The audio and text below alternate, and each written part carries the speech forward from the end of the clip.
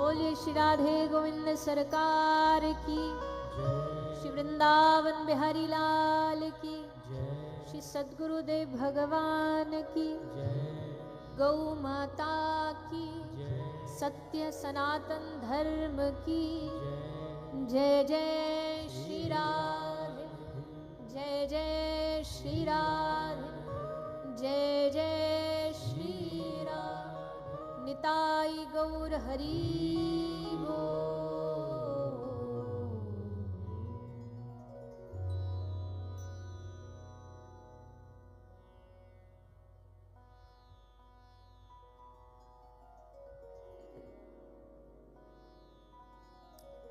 एक बार सभी दोनों हाथ उठा के बोलेंगे जय श्री राधे, जय श्री राधे, जय श्री राधे। आइए चित्सार सिंधु सर्वस्व भगवान श्री राधे गोविंद के चरण कमलों का ध्यान करते हुए सभी भगवत कथा में प्रवेश करें।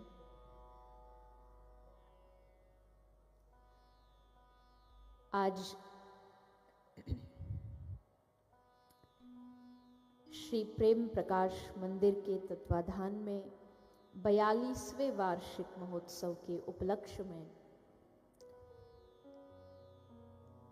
इस गांधीनगर कोल्हापुर महाराष्ट्र की धरती पर 3 दिन के लिए त्रिदिवसीय भगवत कथा सत्संग का आयोजन परम पूज्य प्रातस्मरणीय श्री शांति प्रकाश जी महाराज, उनके अनुगत्य में उनकी गुरु परंपरा, सबको प्रणाम करते हुए, उपस्थित संत समाज को प्रणाम करते हुए, समस्त श्रोता वृंदों को प्रणाम करते हुए, ये जो माताएं हल्ला मचा रही हैं, मैयाओं कथा सुनने आई हो कि वीआईपी में बैठने आई हो?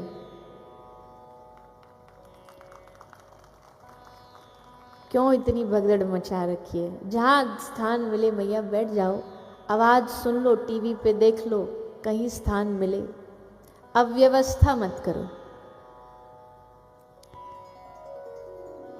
अभी गांधीनगर को YouTube चैनल के माध्यम से पूरा विश्व देख रहा है, मैया क्यों नाक कटवाती हो? सबसे प्रार्थना, माताएं बैठ जाइए। एक ही बात है, यहां भी वही आनंद आएगा, वहां भी वही आनंद आएगा। बैठ के शांति से श्रवण करो।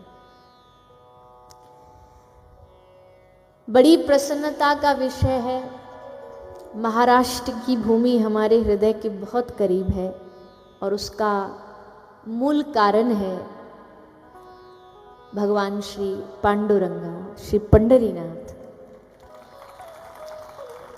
उन्हीं भगवान पंढरीनाथ की भूमि पर हमको हृदय से बहुत बहुत प्रेम है और इतना हृदय में प्रेम होने के बाद भी ये दुर्भाग्य कह लीजिए या कुछ भी कह लीजिए, हमें अभी दर्शन का अवसर नहीं मिला। पर हम चाह रहे हैं कि इस बार कोल्हापुर की यात्रा में ये छूटा हुआ काम भी कर ही दें कि हम भगवान के दर्शन, पंढरीनाथ का आशीर्वाद प्राप्त। यद्यपि लगता तो ऐसा है कि न जाने कितनी बार उन्हें दर्शन किया है भक्तों के चरित्रों को पढ़ करके। महाराष्ट्र की धरती को प्रणाम करते हुए हम इस 3 दिन के सत्संग में प्रयास करेंगे कि जितने भी महाराष्ट्र के भगवान के प्यारे प्यारे भक्त हुए, लाडले भक्त हुए हैं, हम उन पर भी बीच बीच में थोड़ा प्रसंग रखें। भगवान श्री ज्ञानदेव, श्री नामदेव, तुकाराम, न जाने इस भूमि ने इस भक्ति साम्राज्य को कितने रत्न दिए हैं, कितने अद्भुत भक्ति के खजाने दिए हैं। और उसी भूमि पर हमको आप सबकी कृपा से 3 दिन के लिए भगवत कथा गाने का अवसर प्राप्त हो रहा है। ये हमारा भी परम सौभाग्य है। आप सबने हमें अवसर दिया कि हम यहाँ बैठ कर के भगवान की लीला चिंतन कर पाएं। प्रयास करेंगे, हमें कल जब आप सब लेने आए, फिर मंदिर महाराज श्री का सानिध्य दर्शन सब प्राप्त हुआ। हमने कल ही बोल दिया था कि जब आरंभ ऐसा है, प्रारंभ ऐसा है, आगाज ऐसा है, तो अंजाम कैसा होगा। पहले उल्लासनगर गए, वहां 3 दिन श्री राधा रानी का महिमा गुणगान किया।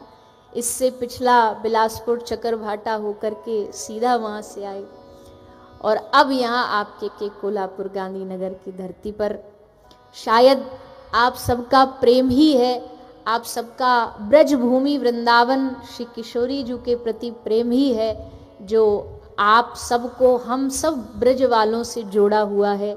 और आशा करेंगे कि इन 3 दिनों में ये प्रेम इतना बढ़े कि 3 दिन बाद जब आप यहाँ से उठें तो आपका हृदय कृष्ण भक्ति से लबालब भरा हुआ। अच्छा, अब इस सत्संग का, कथा का कोई शीर्षक तो हमने विशेष रखा नहीं है, बस भगवत कथा जो भी भाव में आएगी बहेगी वो बोलेंगे। पर एक बात बताओ, ग्राहक की पसंदीदा चीज दुकानदार देता है ना, तो दुकानदार को भी ज्यादा मजा आता है। अब वैसे ना तो आप यहाँ ग्राहक हो ना हम दुकानदार हैं, पर एक उदाहरण दे रहे हैं कि पसंदीदा चीज मिल जाए और ग्राहक एकदम दिल से खुश होके जाए तो उसे भी लगता है कि हाँ। तो हम चाहते हैं कि जो श्रोता यहाँ पधारे हैं उनका मन का प्रिय विषय कोई हो, कोई मन की हृदय की कोई प्रिय बात हो तो वो हम सुनाएं, वो हम बोलें। रुक जाओ मैया, हम बोल रहे हैं पहले। चलो आप बोल, अब खड़ी हो गई हो तो। वाह, हम विनोद में एक बात कहते हैं, आप सबसे भी कहते, देखो 3 दिन है तो आप सबके पास 3 ऑप्शन है। 3 दिन है तो आपके पास 3 ऑप्शन है। 3 ऑप्शन कौन कौन से हैं? पहला है प्रेम, भक्ति, जो मैया ने बोली दिया। पहला ऑप्शन है, बोलो ना जोर से, प्रेम। दूसरा ऑप्शन ध्यान से सुनो, जो आप चुनोगे हम वही सुनाएंगे फिर। पहला ऑप्शन है प्रेम, दूसरा ऑप्शन है प्रेम, दूसरा ऑप्शन क्या है? प्रेम, और तीसरा ऑप्शन है प्रेम। तो समझ जाओ कि आपके पास कोई भी ऑप्शन नहीं है। सुनाएंगे तो हम अपने मन का ही, और उसमें भी वही सुनाएंगे जो हमारे ब्रज में बहता है, हवा में बहता है, जमुना के जल में बहता है, कदम की डालियों में बहता है। वो है ब्रज का प्रेम, वो है ब्रज की भक्ति। भक्ति से अच्छा विषय बताइए क्या हो सकता है जीवन में? प्रेम से अच्छा विषय क्या हो सकता है जीवन में? हमने कहीं एक लाइन पढ़ी अंग्रेजी में, उसी से शुरुआत करते हैं। The biggest problem in this world is hunger, but not the hunger of stomach, but the hunger of heart. इस संसार में हर आदमी भूखा है। कोई रोटी का भूखा है, कोई रिश्तों का भूखा है, कोई पैसों का भूखा है, कोई पेट का भूखा है। पर सबसे बड़ी भूख क्या है जानते हैं इस दुनिया में? सबसे बड़ी भूख है आत्मा की, दिल की। और वो दिल की जो भूख है वो ना किसी रोटी से मिटेगी, ना किसी बंगले गाड़ी से मिटेगी, ना किसी वस्तु से मिटेगी। वो हृदय की भूख तभी मिटेगी जब हमारे जीवन में कोई सच्चा सद्गुरु संत महापुरुष आए और हमारे हृदय में कृष्ण भक्ति का संचार कर दे, तब जाकर के हृदय की प्यास बुझे, तब जाके हृदय को तृप्ति मिलेगी। पेट की भूख में तो सारी दुनिया दौड़ रही है, सारी दुनिया इसी पेट की भूख में दौड़ रही है।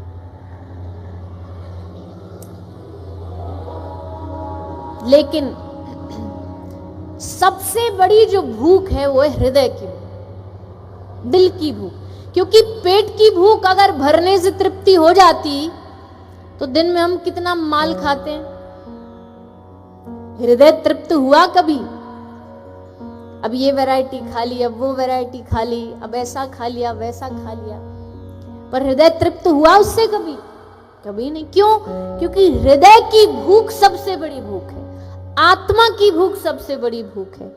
और इस भागदौड़ भरे जीवन में हम शरीर को भोजन तो दे देते हैं, पर हम समय समय पर अपनी आत्मा को भोजन देना भूल जाते हैं, अपने हृदय को भोजन देना भूल जाते हैं। लेकिन ये जो आगे आने वाले 3 दिन हैं, इन 3 दिनों में आपकी आत्मा को भोजन यहां कराया जाएगा, उसकी तृप्ति कराई जाएगी। आत्मा की तृप्ति भगवान नाम से ही हो सकती है, और दूसरा कोई रास्ता नहीं।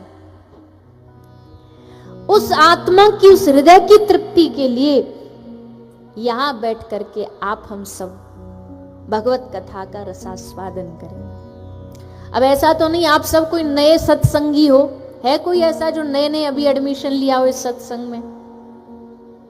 हमें तो लगता सब पुराने हैं। इस शहर पर गुरुओं की कृपा बहुत है, जितना हमने कल और आज में देखा है। और हमारे पूज्य महाराज श्री भी, हमको भी दर्शन मिला उल्लासनगर में। बड़े सरल हैं, बड़े सहज हैं, और बड़ा प्यार दुलार देते हैं जब भी उल्लासनगर जाना होता है। तो गुरुओं की कृपा तो है, आप सबको सत्संग का रंग तो लगा रखा है भगवत कृपा से। अब उस रंग को और गहरा करना, और कैसे करना? बोले धोबिया धोए चाहे सारी उमरिया, पर शाम पिया मोरी रंग दे चुनरिया। ऐसा रंग जाए कि धोबी घसता घसता बावरा हो जाए, पर रंग ही ना उतरे। भक्ति का रंग ऐसा चढ़ जाए, प्रेम का रंग ऐसा चढ़ जाए। अब सत्संग कोई नई बात तो नहीं है किसी के लिए, और कह भी रहे कथा सुन सुन फूटिया कान। इतनी कथा सुन ली कि कान फूट गए, फिर भी कोई हृदय में बदलाव नहीं आया। ये भाव लोग इस चौपाई का बताते हैं, कथा सुन सुन फूटिया कान। कथा सुन के भी कुछ नहीं आया इनको जीवन में, पर हम कहते हैं ना, इसका दूसरा अर्थ समझो। ये सुनो, कथा सुन सुन फूटिया कान। जैसे कोई नई पंखड़ी अंकुरित होती है ना, जैसे चना फूटा, जैसे कोई बीज अंकुरित हुआ, वैसे ही इसमें कहा है कथा सुन सुन फूटा कान। यहाँ कथा सुनकर के कान में एक बीज हृदय में जाएगा, और वो बीज धीरे धीरे करके पौधा बनेगा, पौधा वृक्ष बनेगा, वृक्ष विशाल रूप लेगा, और फिर उसी विशाल वृक्ष पर कृष्ण प्राप्ति का फल हमें प्राप्त होगा। कृष्ण प्राप्ति का फल इस कथा का उद्देश्य। बताओ, कथा का कोई और उद्देश्य हो तो हमें बता दो। कथा का उद्देश्य आगे बैठना तो नहीं है, कथा का उद्देश्य फोटो पे दिखना तो नहीं है, कथा का उद्देश्य, अब पहला दिन है, हम ज्यादा नहीं बोलेंगे, कभी कभी ज्यादा बोल जाते हैं, पर कथा का उद्देश्य चप्पल चोरी ना हो ये तो नहीं है कि संग में थैला लेकर के आए।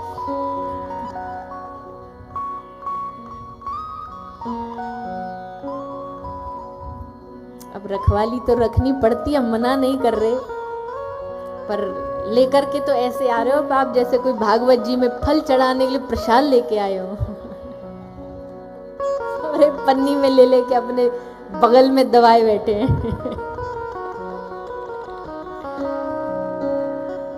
चलो बढ़िया भी है, कम से कम आपको तसल्ली रहेगी, तो ध्यान वहां तो नहीं रहेगा, कम से कम कथा में तो रहेगा। नहीं तो त्वमेव माता छपिता तो मैं गई तो नहीं, हाँ ठीक है वही है। फिर आधा ध्यान श्लोक में वहां, आधा ध्यान यहाँ। चलो इस बहाने आपका ध्यान तो यहाँ केंद्रित रहे, चिंता नहीं है, संगी हैं आपके, जाएंगी नहीं कहीं।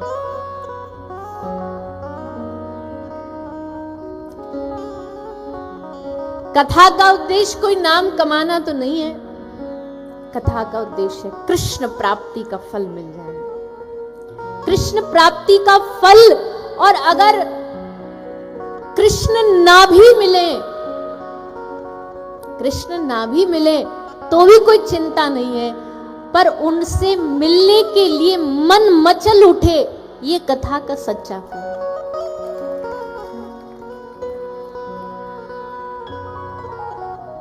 और इसी उद्देश्य को लेकर के हमको कथा को श्रवण करना है। और इसके अलावा कोई उद्देश्य रखेंगे तो फिसल जाएंगे, इसके अलावा कुछ मन में भाव रखेंगे तो फिसल जाएंगे। अब कोई कहे जी ठीक है, पर रोज सत्संग सुनना जरूरी है क्या? महीना में सुन लिया, साल में सुन लिया, या जीवन में एक बार सुन लिया बहुत है? ले देखो भैया, भोजन रोज करते हो, बर्तन रोज मांजते हो, कपड़ा रोज धोते हो, शरीर रोज शुद्ध करते हो, मोबाइल रोज चलाते हो, टीवी रोज देखते हो। जब हर काम रोज कर सकते हो तो भगवान की सत्संग के लिए कोई एक दिन और मुहूर्त क्यों? श्रावण में ही सुनेंगे, इसी दिन सुनेंगे, या इसी महीना में सुनेंगे, क्यों? हर दिन, हर क्षण, हर पल जब भी भगवान की कृपा हो जाए और तुमको पता चले कि गांधीनगर में अब कोई आ रहा है सत्संग की धारा लेकर के, तो क्या है? बोले भक्त के लिए तो ये समझ लो साल का सबसे सुंदर मौसम आ गया। क्यों? क्योंकि हरि कथा आ गई, भगवान की कथा आ गई। इससे बढ़िया मौसम कोई है ही नहीं दुनिया में। यही उसके लिए बहार है, यही उसके लिए बसंत है, यही उसके लिए सब कुछ है। तो हरि कथा का आना ही जीवन में बसंत है। इसलिए नित्य सुनो, हर रोज सुनो। जहां जिनके मुख से श्रवण पड़ जाए हरि कथा, उनके मुख से श्रवण करो, उससे हृदय में परिवर्तन आएगा, उससे हृदय में भगवत प्राप्ति की लालसा जाएगी। उसी लालसा को जगाने ये त्रिदिवसीय सत्संग यहाँ रखा गया है। और इस सत्संग में डूब करके, इस कथा में डूब करके अपनी तन की, मन की, धन की, तीनों की शुद्धि करनी है। क्योंकि तीनों की शुद्धि समय समय पर होनी चाहिए। जैसे कपड़ा शुद्ध, बर्तन शुद्ध, घर शुद्ध, कमरा शुद्ध, वैसे ही तन शुद्ध, मन शुद्ध, धन शुद्ध। तन की शुद्धि होती है स्नान से, धन की शुद्धि होती है दान से, और मन की शुद्धि होती है भगवान के नाम से, सत्संग से, कथा से। तो आप और यहाँ जितने भी लोग पधारे हो, ये सब क्या शुद्ध करने आए? मन को शुद्ध करने आए हैं। मन की शुद्धि होते ही अब बादल के कारण सूरज दिखाई नहीं देता है। बादल ढक दिया इसलिए सूरज ढक गया, पर सूरज नहीं है ऐसा थोड़ी है। हमारे मन में कृष्ण प्रेम नहीं है ऐसा नहीं है। आज भी जब दिल घबराता है ना, तो सबसे पहले कौन याद आता है? बोलिए ना। ठोकर लगी तो क्या बोलेंगे? अरे राम मर गया। उस मरने में भी राम ही आता है। कहीं कुछ आपत्ति विपत्ति आ गई तो दिल सबसे पहले घबरा के प्रभु का स्मरण करता है। हे नाथ मुझे बचा लो, हे प्रभु मुझे बचा लो, मेरी रक्षा करो। क्योंकि मन में तो है प्रेम, पर थोड़ा सा जैसे बादल ने ढक दिया, वैसे कभी कभी माया देवी आती है और थोड़ा सा ने ढक देती है। पर उस समय भी चाहे लाख माया आ जाए, चाहे लाख झंझट आ जाए, हमारे ब्रज में एक बड़ी सुंदर पंक्ति गाते हैं किशोरी जी के लिए।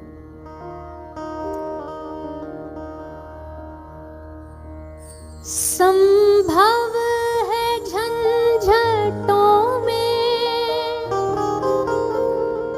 मैं तुमको भूल जाऊं। संभव है झंझटों में मैं तुमको भूल जाऊं। बहुत आसान है। माया आती है तो लग जाते हैं, बहुत धन आ गया तो लग जाते हैं। लेकिन ऐसे समय में भी हे किशोरी जी हम पर एक कृपा करना। मेरी श्यामा कहीं तुम भी मुझको ना भुला देना। मेरी श्यामा मुझे तुम भी मुझको न भुला देना।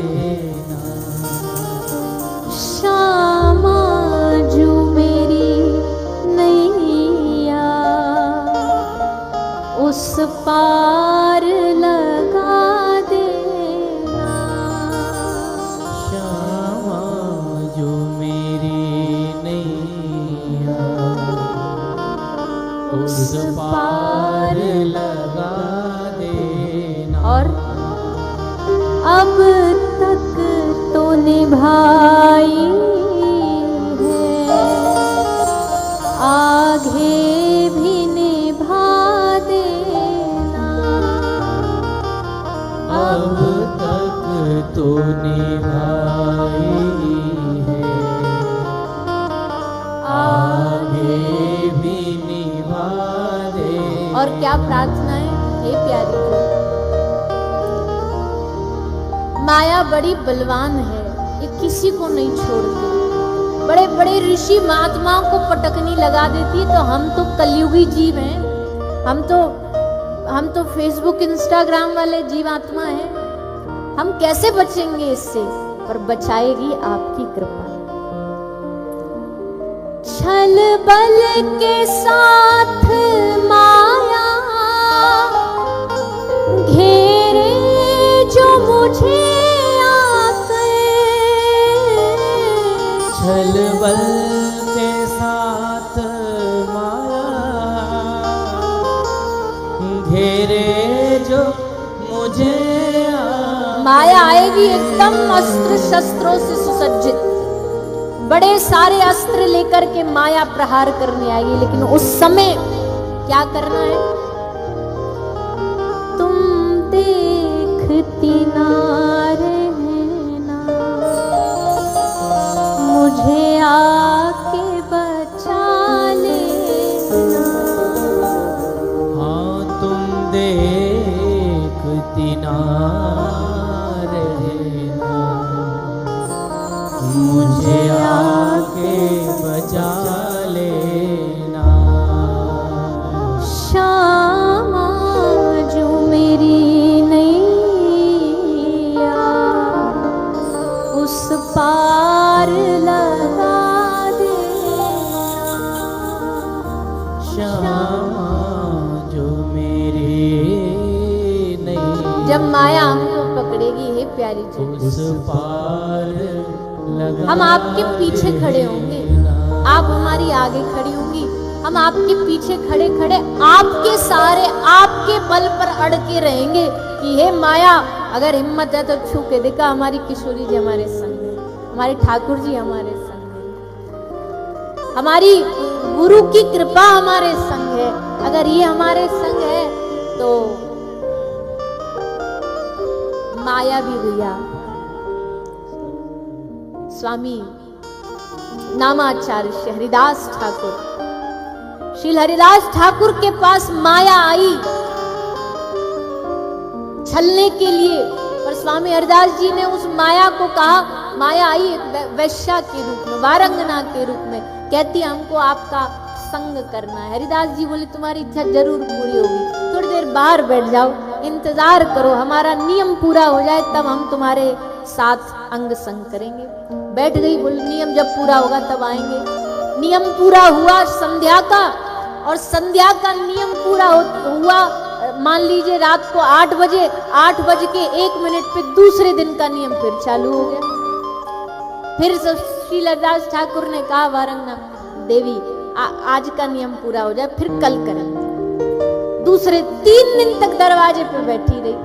स्वामी हरिदास जी को समय नहीं मिला, और फिर 3 दिन बाद स्वामी श्री हरिदास जी ने उसको आकर के कहा, अब तुझ पर हम कृपा करना चाहते हैं। लिया, वहां कुछ झाड़ी लगी थी, झाड़ी थोड़ी उखाड़ी और उस माया के गले में, उस वारंगना के गले में माला बांध करके कान में हरे कृष्ण कृष्ण कृष्ण हरे हरे, हरे राम राम राम हरे हरे। माया आकर के हरिदास ठाकुर के चरणों में गिर पड़ी। भगवान के भक्त माया के वशीभूत नहीं होते, माया उनके वशीभूत होती है, माया उनके इशारे पर चलती है। ऐसे भगवान के प्रेमी जन होते हैं। इसलिए तुम देखती ना रहना, मुझे आकर बचा लो। संभव है झंझटों में, ये तो होता ही है भैया, क्या करें। मन कुछ ना कुछ पकड़ना चाहता है, कुछ ना कुछ पकड़ता है, कभी इसको पकड़ लिया, कभी उसको पकड़ लिया, लेकिन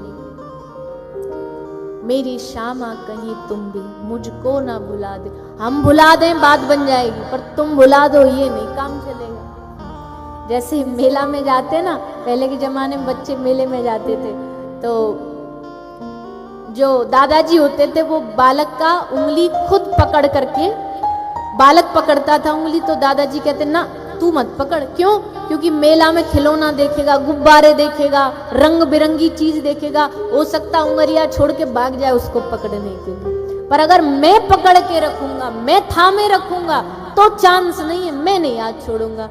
वैसे ही हे नाथ, हे प्रभु, हम आपका हाथ पकड़े तो संभव है कभी कभी छोड़ सकते हैं, पर अगर तुम हमारा हाथ पकड़ लो तो गारंटी है कि कभी छूटने वाला नहीं। इसलिए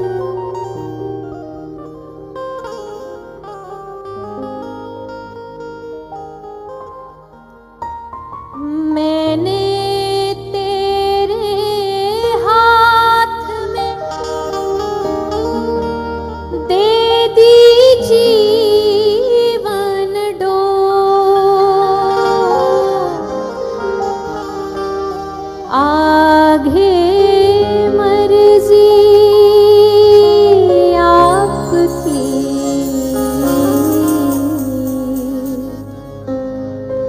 ले जाओ जिस ओर, आगे मर्जी आपकी, ले जाओ जिस ओर।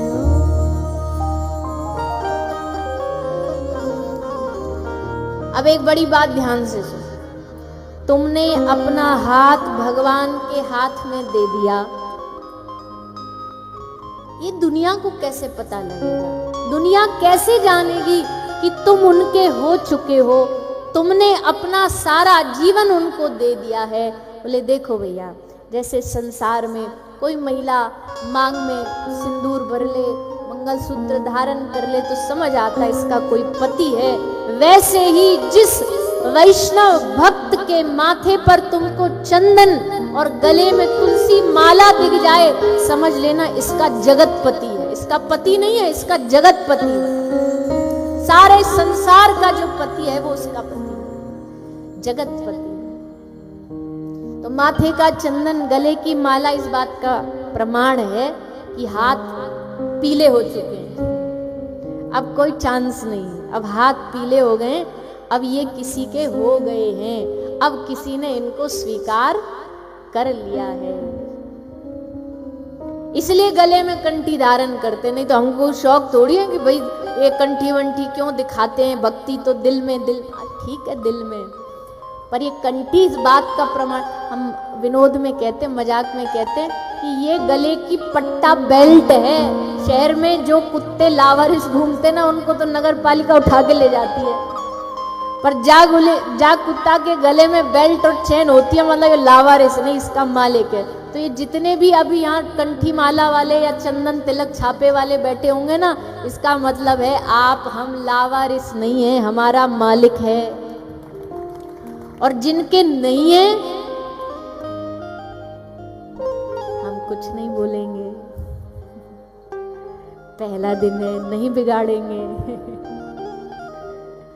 समझदार को इशारा काफी है, और इतना इशारा काफी है कि कल आओ ना तो सबके गले में बेल्ट होनी चाहिए,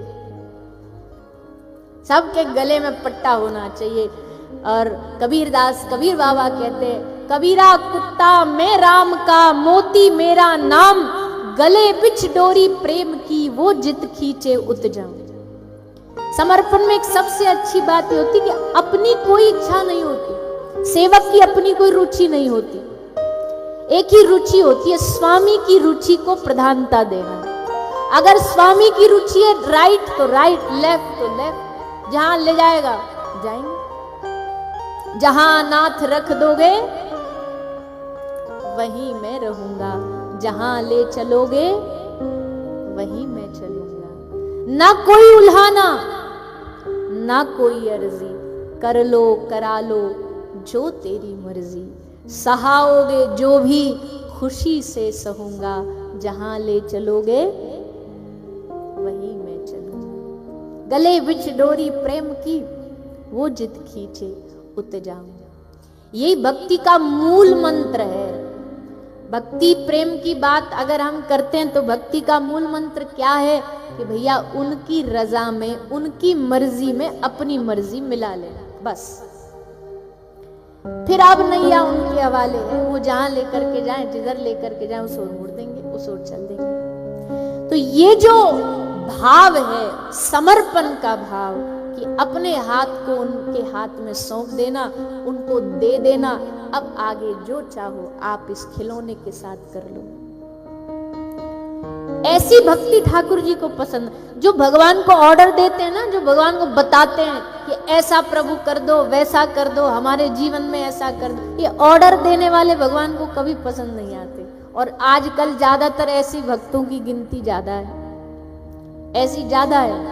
भगवान को समझाने वाले ज्यादा है, समझने वाले कम। भगवान को बताने वाले ज्यादा है, हमारे जीवन में ऐसा कर दो, हमारे जीवन में वैसा कर दो। पर हमें इन 3 दिनों में कोशिश करनी है। अब आगे कितना हो पाए वो तो हमको भी नहीं पता, पर कोशिश ये करनी है हमारी भक्ति कथा सुनकर के एकदम निष्काम बन जाए, एकदम निष्काम, किसी प्रकार की सकामता बचे ही ना हृदय में। भगवान से बोलो कि जो आप चाहो वो करो, जो आप चाहो वो करो। इस भक्ति का मजा ही अलग है।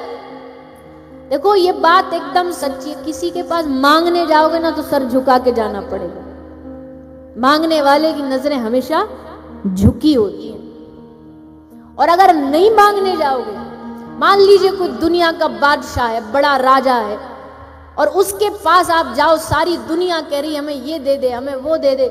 आप जाओ और उस बादशाह से कहो हमें कुछ नहीं चाहिए, तुम्हें कुछ चाहिए तो बोलो, एकदम छाती तान के बोलो। वो भी बोले वाह कौन आया है ऐसा। वैसे ही ठाकुर जी के सामने सबरी दुनिया आ रही है, भगवान ये दे दो, भगवान वो दे दे। पर कोई एक भक्त गांधीनगर से जाके भगवान से कहे प्रभु तुमने तो बहुत दिया, अब मेरी बारी है, बोलो क्या चाहिए। भगवान भी सबको छोड़ के ना वही को देखेंगे, भाई तू कौन महात्मा आया है, ये कौन सी तोप आई है जो हमको कह रही है, क्या दे देगा तू, क्या है तेरे पास। बोले प्रभु कुछ नहीं है, देने लायक तो हमारे पास ना तो धन ना धान्य, क्योंकि देखो देना वास्तविकता में उसको कहते जो अपनी ओर से दिया जाए। अब किसी का दिया किसी को दे दोगे वो नहीं मान्यता मानी जाएगी, वो मान्यता नहीं है। तो भगवान का दिया सब कुछ है हमारे पास, अब उन्हीं को उनका देंगे तो क्या मजा रहा। तो फिर तू क्या देगा। बोले प्रभु मैं आपको दूंगा अपना कमाया हुआ। अपना क्या कमाया हमने सत्संग से, हमने आपके लिए प्रेम कमाया है, हम वो प्रेम देंगे आपको, हम वो देंगे। भगवान सामने आकर के अगर कहने मांगने लग जाए तो फिर तो भैया एक कथा में स्मरण आ रही है। अब ये देखो पंडाल ना एकदम खुला खुला है ना, कोई इसमें रोक टोक नहीं। हम बड़ी कम कथा करिए, कुछ ही करिए, रात्रि वाली एकाध, बड़ा आनंद आता है। अच्छी बढ़िया हवा चल रही है और इस हवा में हमको लगता है कि हर पल कहीं ना कहीं पंढरपुर से हवा बहती बहती यहां तक आ रही होगी, जरूर आ रही होगी। तो इसलिए हमको जैसे ही वो हवा छुएगी ना तो हमें पंडीनाथ का स्मरण होगा ही होगा। तो भगवान श्री विठल पंढरीनाथ के एक बड़े प्रिय भक्त हुए श्री नामदेव जी महाराज। श्री नामदेव जी महाराज भगवान के सामने दर्शन करने के लिए खड़े हैं, रोज जाते हैं दर्शन के लिए, खूब भगवान के सामने व्याकुल होते हैं, खूब रोते हैं। एक दिन भगवान व्याकुल थे, एक दिन भगवान पांडुरंगा थोड़े से चेहरे से उदास दिखाई दे रहे थे। और भैया हम तो बार बार कहते हैं जो मूर्ति है ना भगवान की, ये पल पल छिन छिन बदलती है, जिनमें भाव होता है उनको दिखाई देगा। आज भगवान रूठे हैं, आज भगवान रुष्ट हैं, आज ने ज्यादा एक्स्ट्रा खुश लग रहे हैं। आज लग रहा है कोई भक्त से मिलके आए, इसलिए खुशी डबल है इनकी। तो चेहरे के एक्सप्रेशन चेंज होते हैं भगवान के, और भक्ति पढ़ सकता है, सब कोई नहीं। तो नामदेव जी ने कहा प्रभु आज आप बड़े अपसेट से लग रहे हैं, क्या बात हो गई? तो पांडुरंगा बोले नामदेव जी को, नामा हमारो मन कर रहे हो मालपुआ खाने को। नामदेव जी बोले बस इतनी सी बात।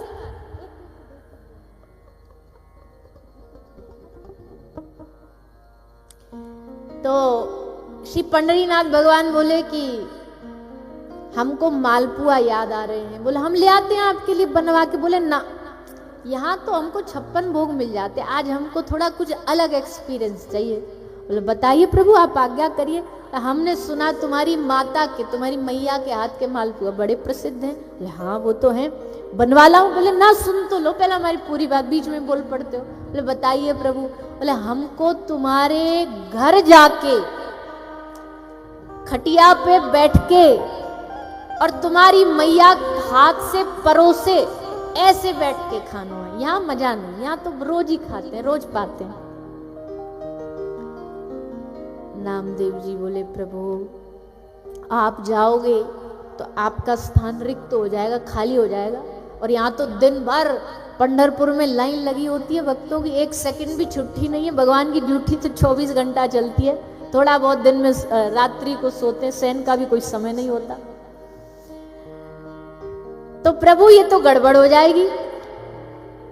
पंडितनाथ भगवान बोले जब ही तो हमने तुमसे ही रिक्वेस्ट करी है कि ये काम हमारा तुम ही सिद्ध कर सकते हो। बोले कैसे? बोले हमको क्या हमारे हाव भाव हैं, क्या हमारे एक्सप्रेशंस हैं, कैसे हम खड़े होते हैं, कैसे हम बोलते हंसते हैं, ये सारी डिटेल तुम्हारे अलावा कोई नहीं जानता, तुमको सब पता है, क्योंकि तुम्हारे हम रोम रोम में बसे हुए हैं। तो एक काम करो। बोले बोलिए प्रभु आज्ञा करो। बोले 1 दिन के लिए तुम पंढरीनाथ बन जाओ, रोल एक्सचेंज कर ले, तुम बन जाओ पंढरीनाथ, हम बन जाते नाम। तुम यहाँ खड़े हो, तुमको भी तो नेकाद पता चले भगवान होना कितना डिफिकल्ट है, आसान नहीं है भैया। भगवान होना कोई खांसी खेल है क्या? 24 घंटे एक ही मुद्रा में खड़े रहो, नेक्स्ट से अगर हिल भी गलती से भगवान ने दूध भी पी लिया, भूख लगी होगी और दूध भी पी लिया, तो ले फोन चालू, फलानी जगह भगवान ने दूध पिया, बेचारे आधा पीता पीता भी रुक जाए कि तू वीडियो ही बना ले। हद हो गई। कैसे कैसे लोग हैं दुनिया में। पहली बात तो भगवान को ऐसा खेल बना रखा है कि जिससे मन चाहे वो भगवान दूध पीने लग गए, भगवान ये कर, ऐसे थोड़ी होता है। जिस दिन तुम्हारे हाथ से भगवान दूध पिएंगे ना, तो हाथ में आप फोन लेके वीडियो बनाने की हिम्मत नहीं बचेगी। खैर चलो, हमें किसी के भाव पे कुछ बोलना नहीं, पर पंडरीनाथ भगवान बोले आज 1 दिन के निया तुम बनो पांडुरंगा, हम बनेंगे नामदेव, और जैसे हम खड़े होते हैं वैसे ही खड़े हो जाओ। अब भगवान थोड़ी सी ने तैयारी समझा रहे नामदेव जी को, देखो खड़े हो जाना, हिलना नहीं। हजारों लोग आएंगे इस द्वार पर, रोएंगे, पर तुम्हें उनको देख के उदास नहीं होना, चेहरा उदास नहीं करना, एकदम जैसे हो वैसे। कोई लड़ेगा भी आके तुमसे कि हे प्रभु तुमने हमारे साथ ऐसा किया, क्यों किया, तो गुस्सा नहीं होना, सुनते रहना, बस सुनते रहना। और सुनो, सुबह सुबह यहाँ के जो पुजारी जी हैं, मंदिर का ये परंपरा है, भगवान गौचारण के लिए जाते हैं। उससे पहले जब प्रभु सुबह जागते हैं, बाल भोग लगता है जब भगवान का, तो मुख पे माखन का लेप होता है, भगवान पांडुरंगा के माखन लगाया जाता है, लेप लगाया जाता है। बोले सुबह सुबह आएंगे पुजारी जी, माखन लगाएंगे मोड़े पे तुम्हारे, क्योंकि तुम पंढरीनाथ हो ना अब तो मोड़े पे तुम्हारे माखन लगाएंगे। कहीं लालच में आके ऐसे मत चाट लीजो, सब पोल पट्टी खुल जाएगी और ऐसे पिटोगे कि पंढरीनाथ भगवान की कॉपी कर रहे हो, मुंह बंद एकदम। सब सिखा पढ़ा के आज पंढरीनाथ भगवान गए नामदेव के घर भोजन पाने। और नामदेव पंडरीनाथ भगवान बन के पांडुरंगा बन के ठाड़े। भैया ऐसे भक्त भी ऐसे भगवान भी दुनिया में वह गिने चुने ही हैं जो कुछ ना कुछ जिनके दिमाग में खुरापाती चलती रहती है, कुछ ना कुछ आनंद लेते ही रहते हैं। इनको आनंद लेना और आनंद देना दोनों ही पसंद है। ऐसे क्या मौज, हम भगवान तुम भक्त, ये कब तक चलेगा? कभी कुछ आनंद, कभी कुछ आनंद, कभी उनको अपना बना लिया, कभी उनके बन गए, तभी तो ये दुनिया में सबसे निराले ठाकुर माने जाते हैं। तब भगवान गए, जाकर के खूब भाव से पा करके आए। तो भैया मतलब बड़ा सहज है कि ये चाहे वो श्री पंडरीनाथ हो, चाहे पुरी में श्री जगन्नाथ प्रभु हो, चाहे अपने वृंदावन के बिहारी जी राधा रमन लाल जी हैं, ये सब चैतन्य ठाकुर हैं, सब चैतन्य हैं। सब में हृदय है, सब में भाव है, सब में दिल धड़कता है। और जी अपने जयपुर में तो प्रूफ भी है। अपने जयपुर में एक ठाकुर हैं, उनके हाथ में घड़ी पहना रखी है और वो नब्ज से चलती है। वो घड़ी बिना नब्ज के चलती नहीं है, नब्ज से ही चलती है। और उस घड़ी का चलना इस बात का प्रमाण है कि हमारे मंदिरों में बैठे हुए जो प्रभु की मूरत है, ये साधारण नहीं है, ये साक्षात श्री हरि है। जितना जितना इनसे जो संबंध बनाता जाएगा, उतनी उनकी भाव की प्रगाढ़ता होती जाएगी। कोई कहानियां थोड़ी है जो हम सुनते महापुरुषों से, जो हम भक्तमाल में भक्तों का चरित्र सुनते हैं, ये किसी ने गढ़ दी हो कहानियां, ऐसा थोड़ी है। कृपा करिए भगवान ने अपने भक्तों पर, और इसी कृपा को हमको भी इस सत्संग के माध्यम से पाना है, ज्यादा नहीं। हमको नहीं पता कि 3 दिन क्या 3 जन्म भी लग सकते हैं ये कृपा पाने में, पर भक्ति में एक ही सबसे अच्छी चीज होती है, आशा। आशा, विश्वास कि प्रभु ये जो हम सुन रहे हैं, ये जो हम सुनते हैं महापुरुषों से, ये भाव हमारे हृदय में भी प्रकट होगा। इस भाव को लेकर सुनो, हमारे हृदय की तृप्ति हो इस कथा से, इस सत्संग से। अन्यथा तो भैया सूरदास जी कहते हैं कि हर दिन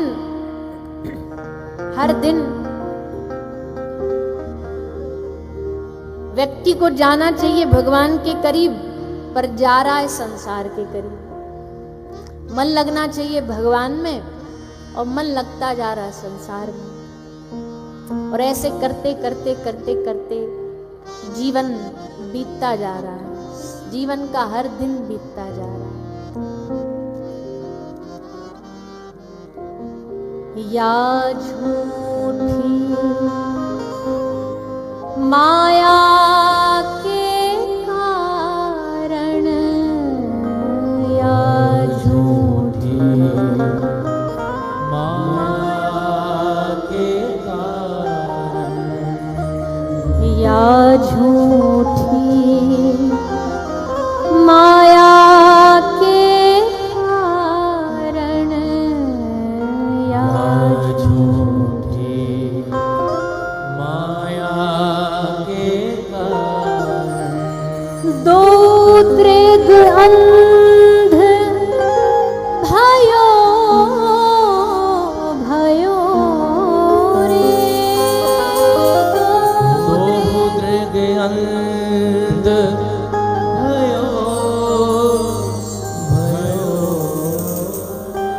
दो दृग अंध भयो भयो रे, दो दृग अंध भयो। सूरदास जी का बड़ा प्यारा भाव। इत उत देखत जन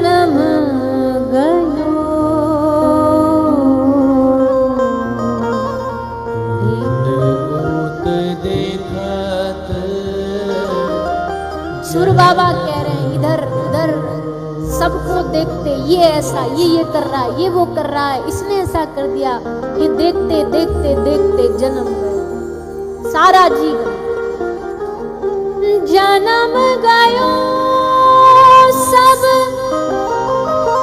जन्म गयो,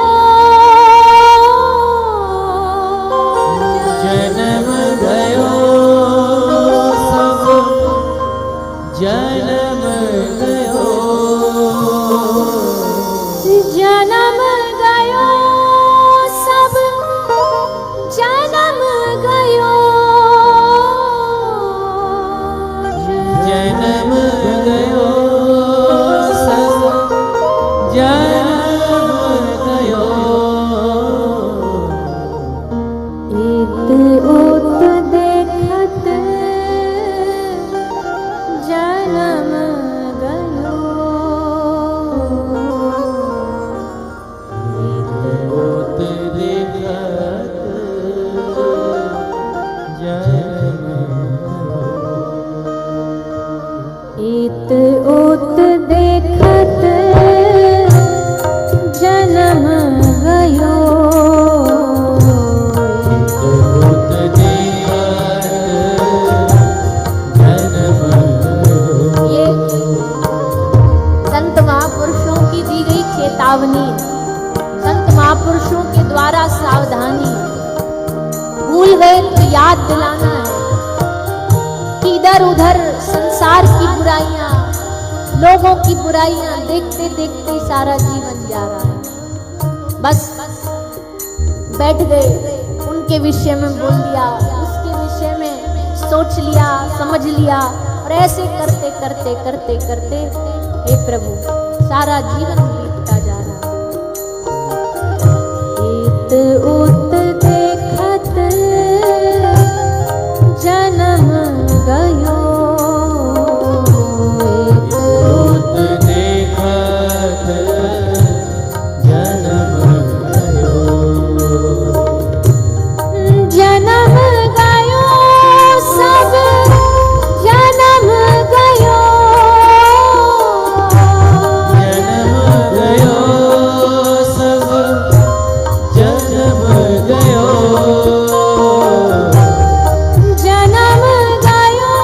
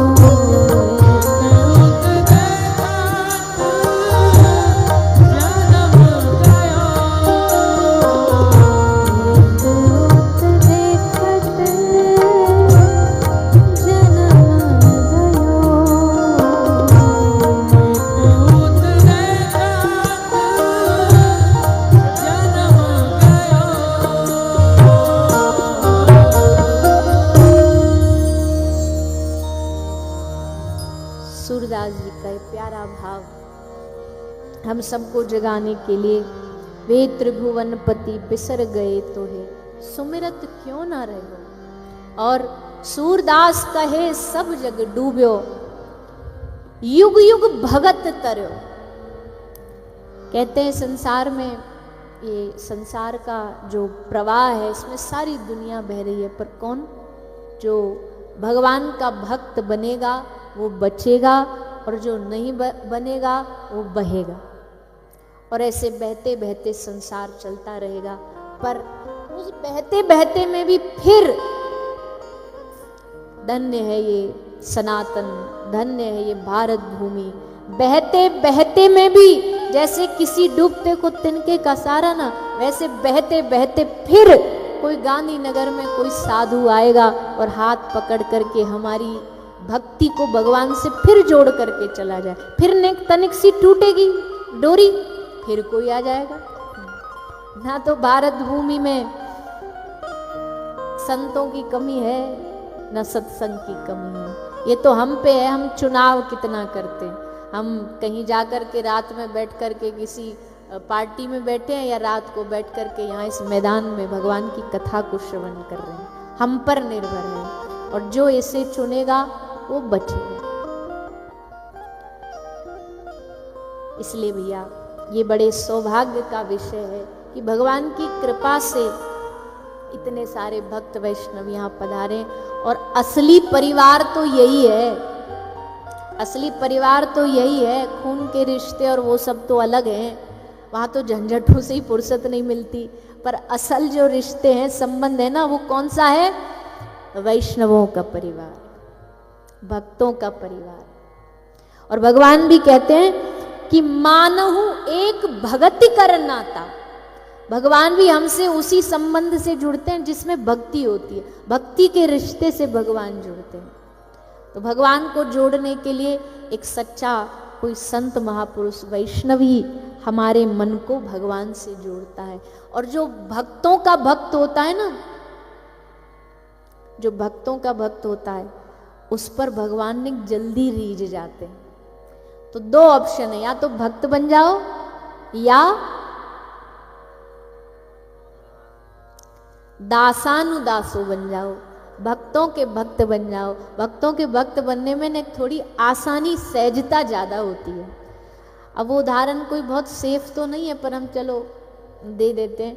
जैसे कभी कभी होता है ना, एक साइकिल वाला साइकिल चलाते चलाते थक जाता है, बहुत लंबी उसको यात्रा करनी है साइकिल चलाते चलाते, तो क्या करता है, रास्ते में कोई ट्रैक्टर ट्रॉली जा रही हो या कोई बाइक वाला जा रहा हो, उसको एक हाथ से पकड़ लेता है और एक हाथ से वो अपनी साइकिल के हैंडल को पकड़ लेगा। अब चलते चलते अब क्या, उसका पैडल की जो मेहनत है वो बच जाती है, और उसका पीछा पकड़ के, पूंछ पकड़ के वो अपनी मंजिल तक भी पहुंच जाता है। अब हम भगवान के पास जाने के लिए पैडल मारे जा रहे हैं, मारे जा रहे हैं, पर मंजिल आ ही नहीं रही। तो क्या करना है? बोले जिसकी हाई स्पीड में एकदम गाड़ी चल रही हो ना, किसी संत महापुरुष की, तुम उनके चरणों को पकड़ लो, तुम्हारी मेहनत भी बच जाएगी और वो ठाकुर जी के चरणों तक भी पहुंचा देंगे। और जब किसी बड़े व्यक्ति के साथ जाओगे ना, तो पूछ भी ज्यादा होती है कि नहीं? अब आप ऐसे ही मुंह उठाए किसी बड़े व्यक्ति के पास चले जाओ, कोई पूछेगा भी नहीं। पर किसी परिचय से जाओगे तो सारे दरवाजे खुले मिलेंगे, हटो हटो भैया, वो पधारे हैं, उनके संग पीछे पीछे हम भी पधारे।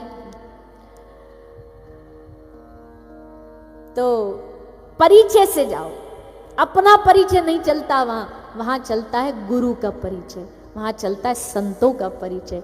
उस परिचय से हमारा परिचय होगा। तो भक्तों के संत सेवा इस दुनिया का सबसे सरल उत्तम रास्ता है भगवान को पाने का, सबसे सरल साधु सेवा। और आप सब लोग तो बड़े भाग्यशाली हो, आपके तो समाज में हमको लगता है कि ब्लड में ही ठाकुर जी ने संत सेवा का भाव डाला हुआ है। विनम्र भाव से कोई साधु पधारे, उसकी सेवा करना।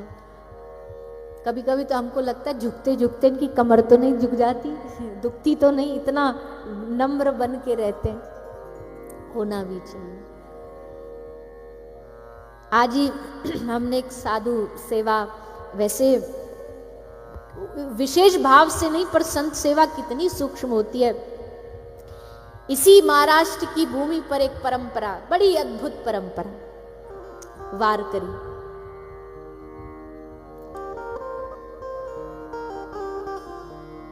राम कृष्ण हरि मुकुंद मुरारी, राम कृष्ण हरि मुकुंद मुरारी, पांडुरंग पांडुरंग पांडुरंग हरि, पांडुरंग पांडुरंग हरि।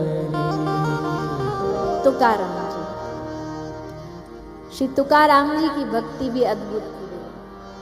तुकाराम जी के जीवन चरित्र में इतने इतने प्रसंग हैं, पर एक विशेष प्रसंग उनका जो है उनकी धर्मपत्नी के साथ है। वो बड़ी लड़ाकू थी। और लड़ाकू क्या, तुकाराम जी कहते भगवान बढ़िया ऐसी लड़ने झगड़ने वाली दी है, कम से कम सहनशीलता कितनी है ये पता तो लगता रहे।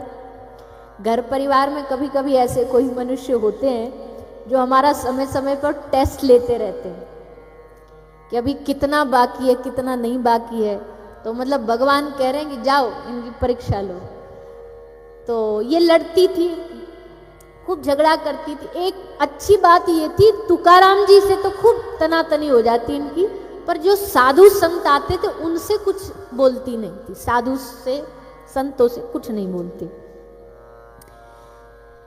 एक बार तुकाराम जी कीर्तन करने गए, गांव से थोड़ा बाहर कीर्तन करने गए। तो इसको लगा कि भोजन ले जाऊं स्वामी के लिए।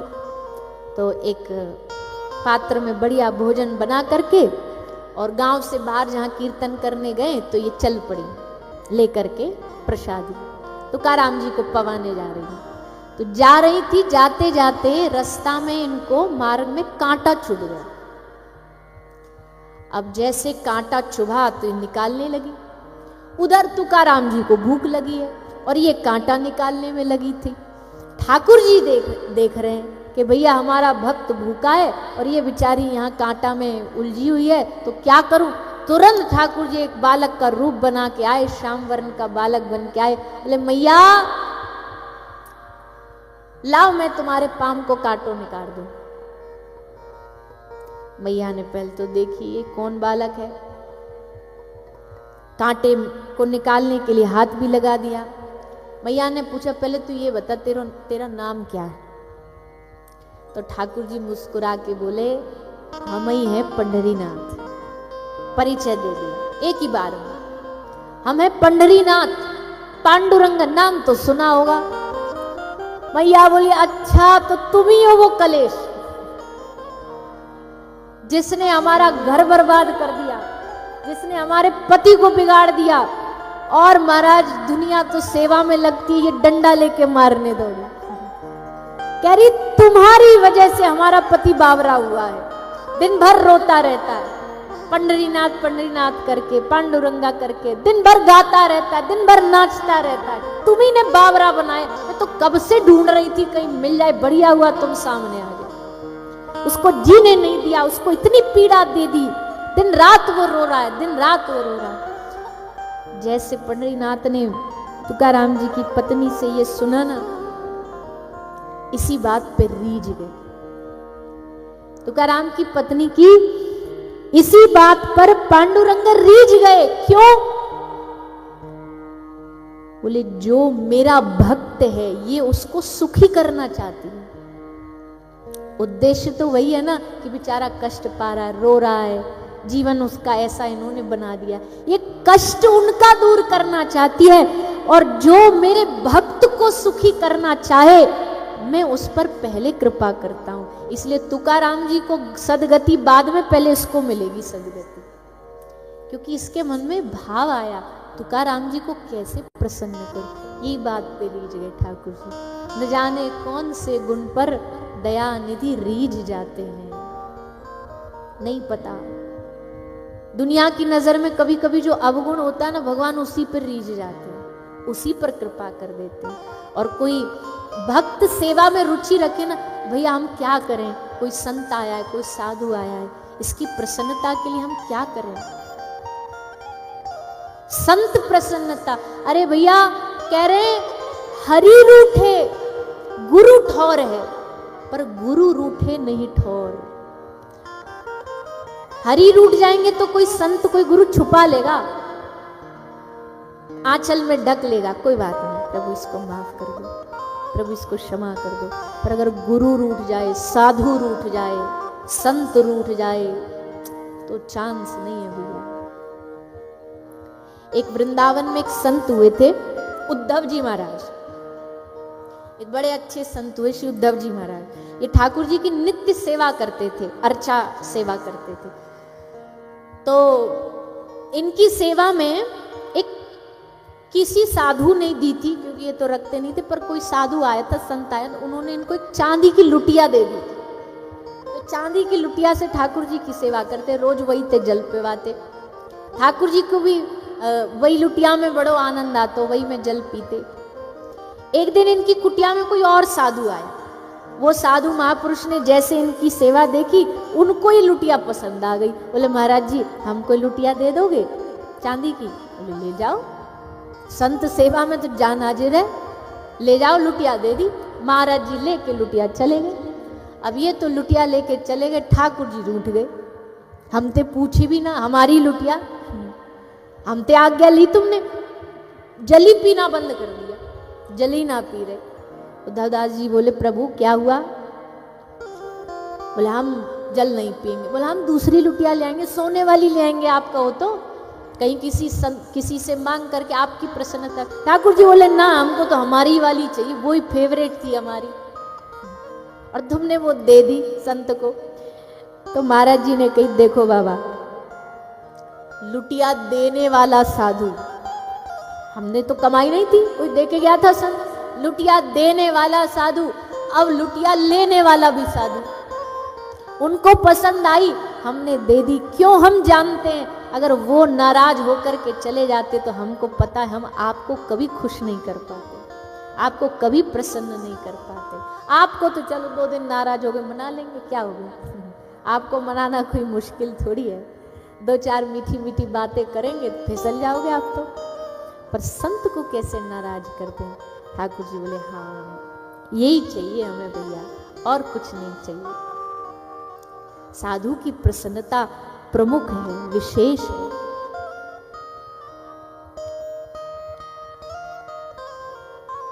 संत सेवा के लिए एकनाथ जी ने साधु सेवा के लिए अपने घर के चारपाई तक को तुड़वा करके उसमें ईंधन बना दिया। एकनाथ जी महाराज के घर में जब साधु तो आते, रोज आना जाना लगा रहता। कुछ साधु संत आए, सर्दी का समय, साधुओं को गर्म जल चाहिए स्नान के लिए, नहाने के लिए, पीने के लिए, भोजन के लिए। अब ईंधन था नहीं, लकड़ी थी नहीं।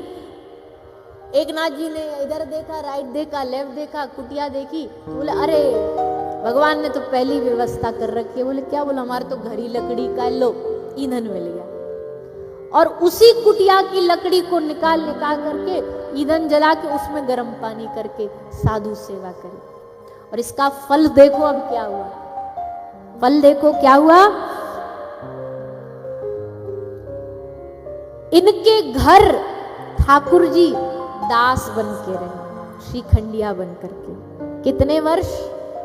1 आध महीना नहीं, 1 आध साल नहीं, 12 साल तक श्री ठाकुर जी श्रीखंडिया दास बन करके एकनाथ जी के घर नौकरी करें। 12 साल कपड़े धोते, बर्तन धोते, चरण दबाते रात्रि को एकनाथ जी। जिनके लक्ष्मी चरण दबाती है वो श्री एकनाथ जी के चरण दबा रहे हैं। इससे बड़ी साधु सेवा का क्या प्रमाण चाहिए? कुछ नहीं हो सकता भी। संत सेवा जीवन में खूब क्रांति लाती है, खूब। इसलिए साधु सेवा, वैष्णव सेवा परम उपाय। वैष्णव सेवा सबसे बड़ा उपाय है भगवान को अपने हृदय में बसाने का। तो यहाँ इतने सारे वैष्णव आए, इतने सारे भक्तजन पधारे हैं भैया। एक तो हम ये कहते हैं इतनी बड़ी भीड़ में थोड़ा सा अपना व्यवहार ठीक रखना चाहिए। कोई नहीं पता, ना जाने किस रूप में नारायण मिल जाए, ना जाने किस रूप में कौन सा भक्त यहाँ आया है, पधारा है। तो थोड़ा सा ये सब धक्का मुक्की, लड़ाई झगड़ा, आगे पीछे बैठने वाला सिस्टम ये छोड़ दो। बस एकांत में बैठ करके लीन होकर के भगवान की चर्चा सुनो, अनुशासित होकर के, क्योंकि अपराध बड़ी जल्दी लगता है, बहुत जल्दी। ऐसे स्थानों पर अपराध से बहुत बचना चाहिए, बिल्कुल बचना चाहिए। तभी जाकर के हृदय में भगवत प्राप्ति का मन में भाव जगेगा। तो आइए हम सब आगे प्रसंग में बढ़े, पर उससे पूर्व एक छोटा सा भाव गाते हैं, क्योंकि आप सब लोग, हमको लगता है गाने में तो उत्तम है ही है, नाचने में भी शायद उत्तम ही है। तो थोड़ा नेक ब्रज के रस का आनंद लेंगे।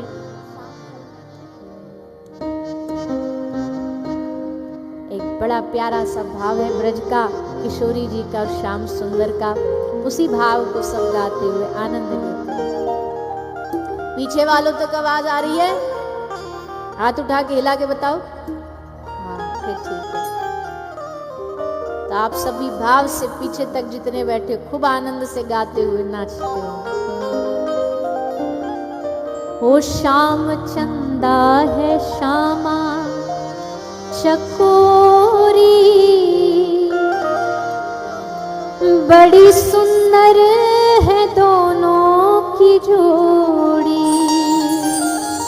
श्याम चंदा है श्यामा चकोरी, बड़ी सुंदर है दोनों की जोड़ी।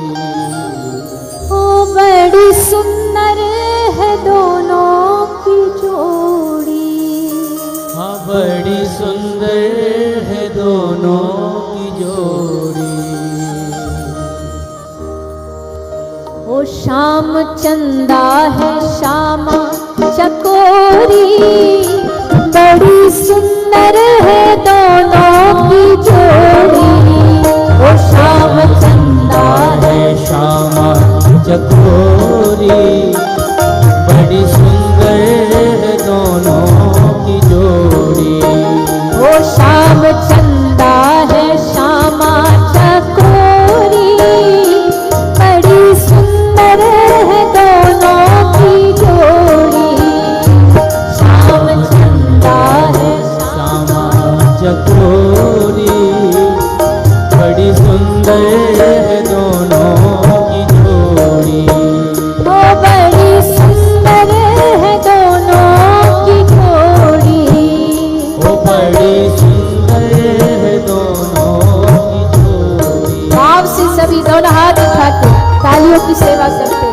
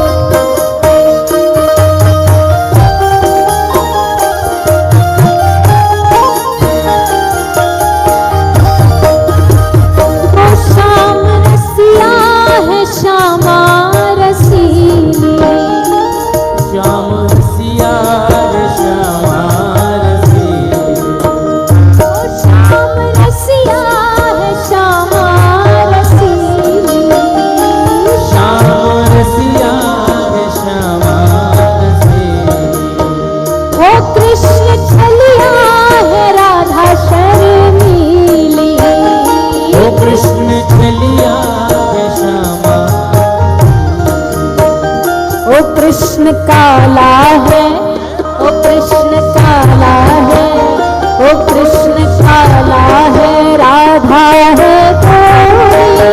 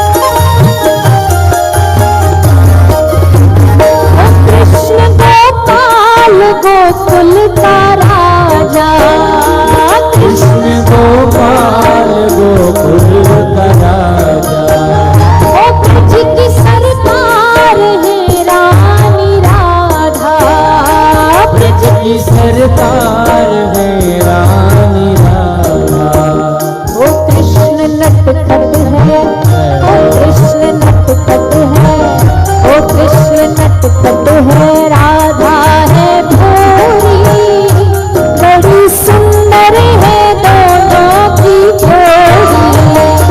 कृष्ण नटखट है, राधा भोरी, बड़ी सुंदर दोनों की जोड़ी। श्याम चंदा है श्यामा चकोरी, बड़ी सुंदर है दोनों की जोड़ी। श्याम चंदा है श्यामा चकोरी, बड़ी सुंदर दोनों की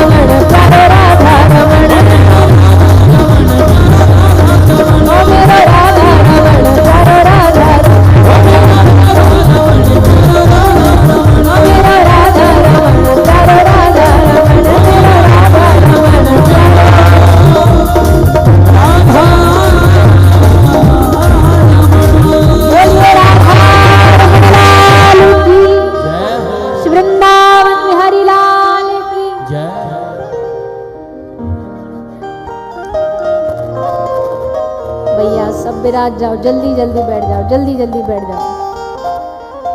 ओ श्याम चंदा है श्यामा चकोरी,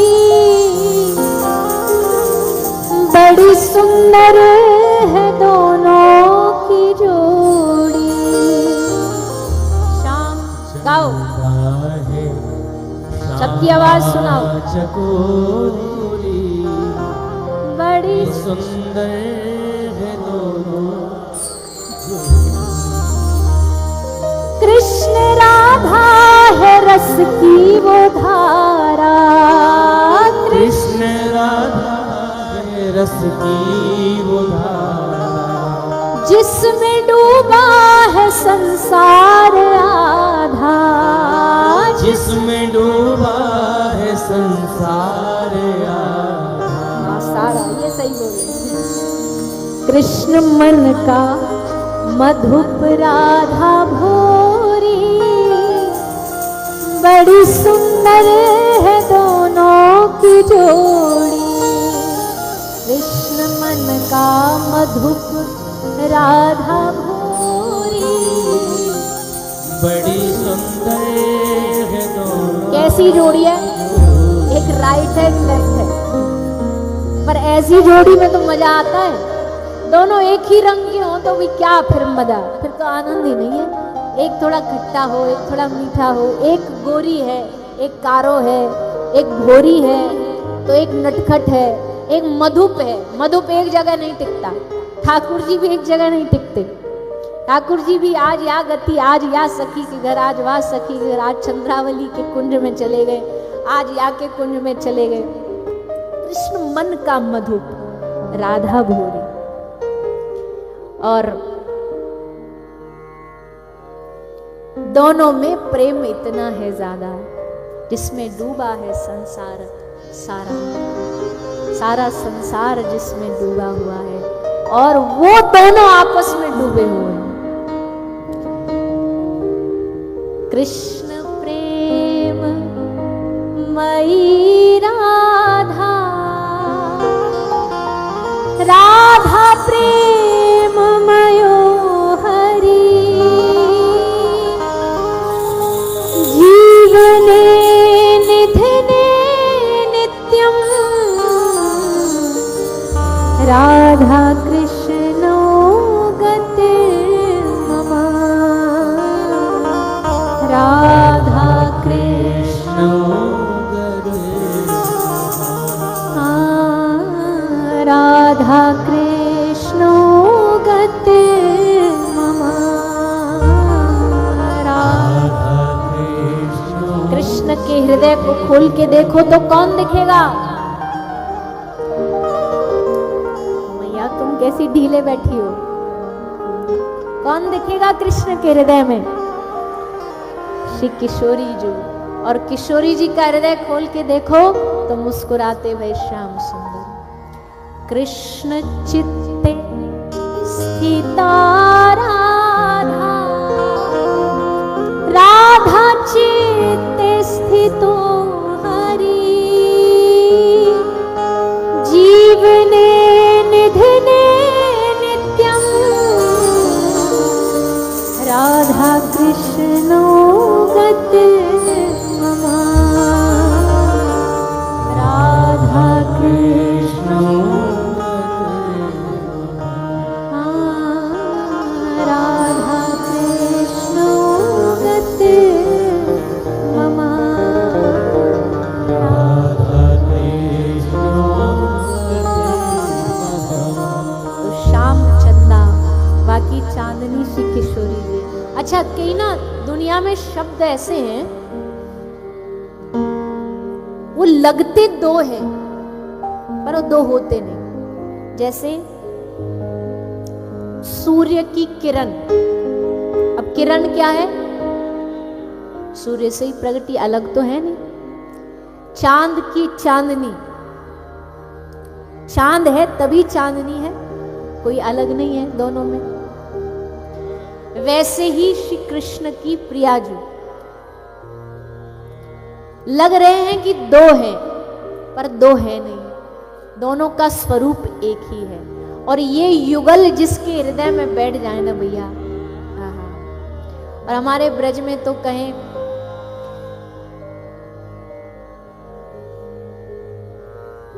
श्री नाभाजी महाराज, श्री नाभाजी महाराज एक ब्रज के भक्त हुए। ठाकुर जी को चैलेंज दे डाला, ठाकुर जी से अड़ बैठे। भक्ति में जिद भी होना जरूरी है ना, हठीला होना चाहिए भक्त। ये आज इस डाल पर उस डाल पर, ये वाले कभी भक्त नहीं बन सकते। ये जो होते हैं ना, ये सोमवार के किसी और के हो जाते हैं, मंगल को किसी और के हो जाते हैं, सैटरडे आते आते तक ये शनि पर पहुंच जाते हैं। तो ये जो डालों पर फुदकते रहते हैं, ये कभी एक चित्त नहीं बैठ सकते, इनको रस भी नहीं आता भक्ति का। एवं मांगने जांचने वाले हैं, थोड़ा ये भी पूरा कर दे, थोड़ा शंकर जी सुन ले, थोड़ी हनुमान जी सुन ले, थोड़ी देवी दुर्गा सुन ले, थोड़े गणपति जी सुन ले। वही बुरा नहीं मानिएगा, इनका अंत में कोई भी नहीं सुन पाता। 10 जगह ढूंढते ढूंढते वो भक्त की कथा सुनाते ना कि वो बुला रहा था नाव में डूबते डूबते, हनुमान जी को बोला, हे हनुमान दादा मेरी रक्षा करो। हनुमान जी गदा लेके तैयारी हुए कि इसकी फिर भक्ति शिफ्ट हो गई गणपति जी पे। अब गणपति मंत्र बोलने लगा तो फिर हनुमान जी बोले, फिर तो अब तो गणपति दादा ही आएंगे, हम क्यों बेकार में कष्ट उठाएं। गणपति जी जब तक रेडी हो तब तक ये चौथे के पास पहुंचे। ऐसे करते करते नैया डूब ही जाती है भैया। एक आराध्य जब हृदय में बस जाते हैं, एक जब युगल बस जाते हैं, उसका आनंद अलग। तो जिद होना चाहिए। अब उसमें कोई घबरा जाए, आधे रास्ते जाके लौट आए, बोले नहीं नहीं हमने तो खूब भजन कर लिया, कुछ हो नहीं रहा, ऐसा भी नहीं चलेगा, हठीला होना चाहिए।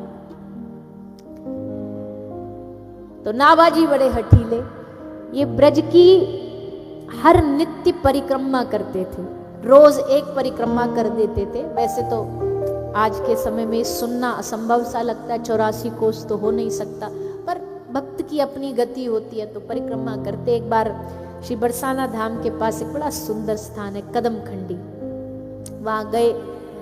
चलते चलते नाभाजी का कभी आप चित्र भी देखना, उनकी बड़ी लंबी जटाएं थी। सो महाराज जटाएं जा करके उन लंबी लंबी झाड़ियों में उलझ गई। अब झाड़ियों में जटा उलझी, गांव वालों ने सुन लिया, बोले बाबा उलझ गए हो, बाबा की जटा उलझ गई। अब गांव ब्रज के गांव वाले तो ऐसे ही होते हैं, एकदम धुआंधार बाबा, उनको भी तू तड़ाक बोलते हैं, एकदम फर्रा ठेठार। ब्रज में कोई संत भी आ जाए ना तो बोलेंगे ए बाबा काले को बता। वहां कोई जी और महाराज नहीं चलता, वहां सीधा एकदम धुआंधार, तू बाबा कहाँ से आयो है। कई मैया तो ऐसा बोलती है ना महाराज जी को कि बस पूछो नहीं, बाबा तू बाबा जी कैसे बनो, यो बता, तेरे घर में कोई कमी का, तो अपनी मैया बाबा की याद ना आवेगा। एक हमारे ब्रज में एक बाबा सुनाते थे, बोले हम एक मैया घर गए, मैया बोली बाबा चाय पिएगो, बाबा बोले हम ना पीवे मैया, हम चाय नहीं पीते। दूध पिएगो, बोले ना बाबा हम दूध भी, मैया दूध भी ना पीते। रोटी खावेगो, बोले ना मैया हम रोटी ना खाते। फल खावेगो, बोले ना बाबा मैया हमको पसंद नहीं। तो का जहर खावेगो,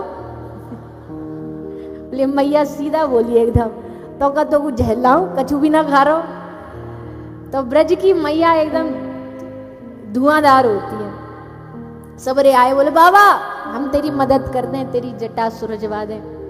बाबा बोले तुम काय को सुलझाओगे, जाने उलझाई वही सुलझाए। वो उलझाने वाले वो तो सुलझाने वाले भी वही आने पड़ेंगे, वही आएंगे। बोले बाबा मर जाएगो यहाँ खड़ो खड़ो, भूखो मर जाएगो, बोले मर जाएंगे, उनके नाम पे मरने को भी तैयार है। अब वो आए तो आए तभी काम बने। अब ठाड़े आ गए, जटा उलझी और बड़ी भयानक उलझी पड़ी है। सो भक्त की पुकार पर ठाकुर जी आ गए। श्याम सुंदर आए, आकर के बाबा को बोले ला बाबा तुम्हारी जटा सुलझाऊं। तो बाबा बोले हु आर यू, भाई साहब आप कौन हैं। ठाकुर जी हमसे परिचय पूछ रहे हो, सबरो जीवन निकर गो तुम्हारो या ब्रज में परे परे भजन करते करते, हमको मनाते रिझाते रिझाते आज हम आए तो हमारा परिचय पूछ रहे हो। अब दिक्कत क्या है, क्यों परिचय पूछ रहे हैं, टेढ़ी टेढ़ी देख के पूछ रहे हैं, अकेले काय को आए हो। अकेले आने वाला ब्रज में ठाकुर हमें पसंद नहीं है। अकेले ही होना तो द्वारिका जाओ, अकेले ब्रज में काम ना चले, ब्रज में तो युगल उपासना है। तो बाबा ने इसलिए पूछा आप कौन? बोले हम कृष्ण। तो बाबा बोले पहले हमको प्रूफ दो कि तुम ही कृष्ण हो। ठाकुर जी बोले प्रूफ का हम अपने गोजा में धर के डोलते हैं, कोई पॉकेट में कोई सर्टिफिकेट लेके थोड़ी डोलते। और आज तक हमने कभी सोचा भी नहीं कोई हमसे प्रूफ भी मांग सकता है। पता होता तो हम भी कोई भगवान होने की डिग्री बनवाते, कोई सर्टिफिकेट लेते। सो हमारे पास है नहीं, तू कैसे मानेगा कि हम भगवान हैं? अब बाबा जी एकदम डायरेक्ट तो कह नहीं सकते, तो थोड़ा घुमा फिरा कह रहे अपना कोई प्रिय लाओ, वो आके गवाही दे कि यही कृष्ण है तो हम मानेंगे। ठाकुर जी समझ तो पहली बार में गए, पर उनने भी नेक घुमाए। बोला अच्छा हमारा कोई अपना चाहिए गवाही देने वाला। बोला ले यशोदा मैया को ले आते, वो गवाही दे देंगे कि यही हमारा लल्ला है, यही हमारा लाला है। नावा जी बोले बाबा ठाकुर जी को कि आप जो हमको चतुराई दिखा रहे हो ना, मैया ले आते हैं। ये ब्रज भूमि ऐसी है, अभी भी हम किसी ब्रज की अम्मा को जाके 10 रुपया जेब में दे तो तुरंत यशोदा बन जाएगी, आगे गवाही दे देगी हम मैं ही यशोदा हूँ। यशोदा बनाना कोई मुश्किल काम है? काई को मैया को पकड़ लाओ, हम नहीं मानेंगे ऐसे। ठाकुर जी बोले तो तू कैसे मानेगो? तो कु चक्र दिखा में, बांसुरी दिखा में, का दिखा में तो कु। बोले ये भी कोई बड़ी बात नहीं है प्रभु, वृंदावन में ढेर बंसी बिकती हैं, कोई भी लेकर के बन जाता कान्हा, ये भी बड़ी बात नहीं। तो फिर कैसे मानोगे? बोले हमारी प्यारी जो आके जब तुम पर हाथ रख के कंधे पे बोले कि हाँ यही हमारे श्याम सुंदर हैं, तब हम मानेंगे। वो है आपका सर्टिफिकेट, वो है आपका प्रमाण। बिना श्री जी के ठप्पा लगे ये कन्हैया ब्रज में चलता नहीं है, वहां से अप्रूवल होना जरूरी है। वो सर्टिफिकेट देती हैं ये हमारे प्रियतम हैं। तब श्री ठाकुर जी गए श्री जी के पास, बोले चलो। बोले कहाँ चले? हमको प्रमाणित करने चलो, आपके प्रमाण की आवश्यकता है। आप प्रमाणित करोगी तो हम सिद्ध होंगे भगवान है, नहीं तो नहीं होने वाले सिद्ध। तब श्री प्यारी जी आई और तब दोनों ने आकर के बाबा को दर्शन दिया। फिर तो महाराज बाबा का क्या दशा हुई वो क्या कोई बता सकता है, डूब गए। आज भी बड़ा सुंदर स्थान है, आप कभी जाओ ना ब्रज में, बरसाना जाओ, बरसाना से थोड़ा सा है तो अंदर जा करके, पर कभी ब्रज की परिक्रमा करो तो दर्शन करना। रास मंडप बना हुआ है बहुत सुंदर, एकदम जंगल है, आज भी जंगल है। उस समय तो पता नहीं क्या ही होता होगा, भयानक जंगल है। वो बाबा का चित्र लगा है, मूर्ति बनी है, सुलझाते हुए जटा, दोनों मिलके प्रिया प्रीतम जटा सुलझा रहे हैं।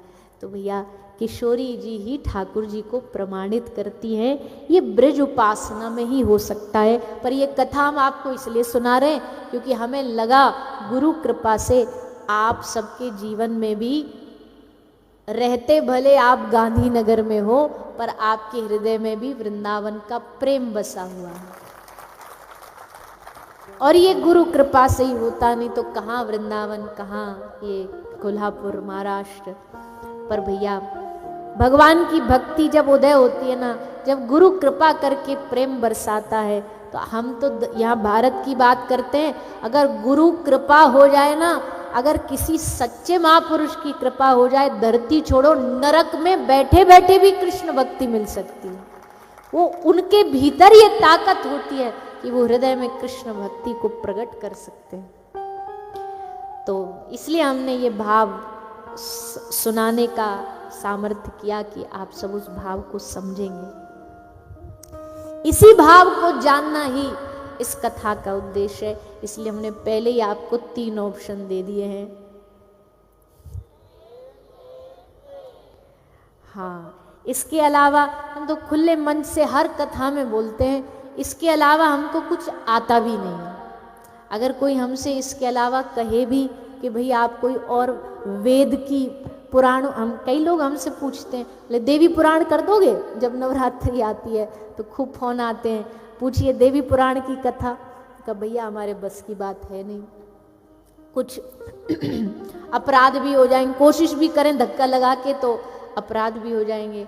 और शिव पुराण महापुराण कर देते हैं, क्योंकि होता है सबके भाव है, सब हैं ऐसे कई जो समय समय पर उत्सव के अनुसार प्रसंग बोल देते हैं, पर हमारा तो हर प्रसंग में एक ही प्रसंग है, कृष्ण और श्री राधा रानी।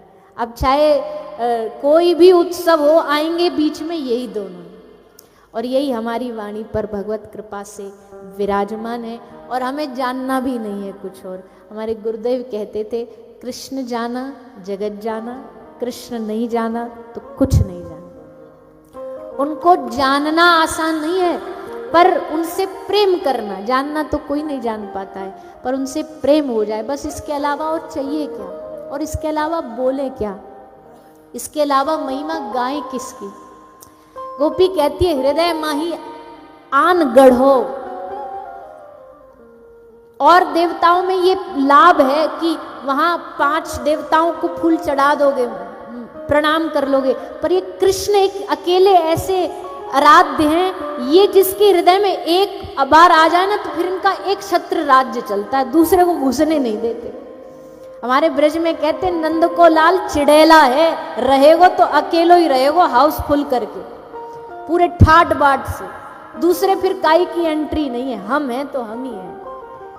इसका मतलब ये भी नहीं है कि अपमान करेंगे किसका, ना अपमान किसी का भी नहीं करेंगे, पर भैया दुनिया में कहीं भी कृष्ण भक्त चला जाए, उसको हर मंदिर मस्जिद गुरुद्वारे हर जगह केवल और केवल अपने आराध्य कृष्ण ही नजर आए। ये उसकी भक्ति का प्रारूप बन जाता है, ऐसा भगवान उसका हृदय बना देते।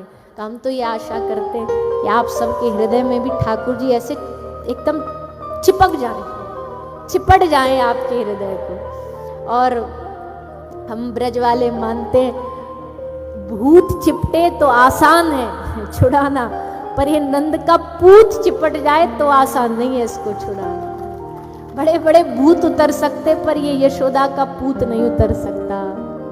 ये तो एकदम दिल में आके चिपक जाता है, बस जाता है, और उनको हृदय में बसाना ही तो जीवन का उद्देश्य है। बाकी तो सब अपने आप ही बस जाते हैं हृदय में, ठाकुर जी को हृदय में बसाना ये जीवन का मूल उद्देश्य है। इसी उद्देश्य को लेकर के हम सब विगत 3 दिनों तक, आगे आने वाले 3 दिनों तक इस कथा का रसपान करेंगे। वैसे कथा का समय तो रखा है 5 से ना, 5 से 8, पर 5 बजे ने थोड़ा 5 बजे थोड़ा धूप रहती है और खुला है तो गर्मी भी अधिक है, इसलिए 5 साढ़े 5 तक कथा आरंभ हो जाए जैसे सूरज ढलेगा। क्योंकि जब आरंभ में हम आए थे कथा में, एंट्री में, तो हम ही हम थे, आप कोई नहीं था। तो प्रार्थना ये भी है कि समय पर आ जाएं ताकि आपको पूरी कथा का लाभ प्राप्त हो, आरती का, आरंभ का, और उसके बाद कथा का संपूर्ण लाभ प्राप्त हो। समय का ध्यान रख करके सब पधारेंगे। आइए अगली कल की कथा सत्र में फिर पुनः उपस्थित होकर के कुछ भगवत रस चर्चा का पान करेंगे, भगवत रस को गाएंगे, उनका आनंद प्राप्त करेंगे। विश्राम की ओर बढ़ने से पहले सभी ब्रज की बात चलिए, किशोरी जी की बात चलिए, सभी भाव से श्री किशोरी जी के चरणों में निवेदन करते हुए संकीर्तन के साथ विश्राम करें।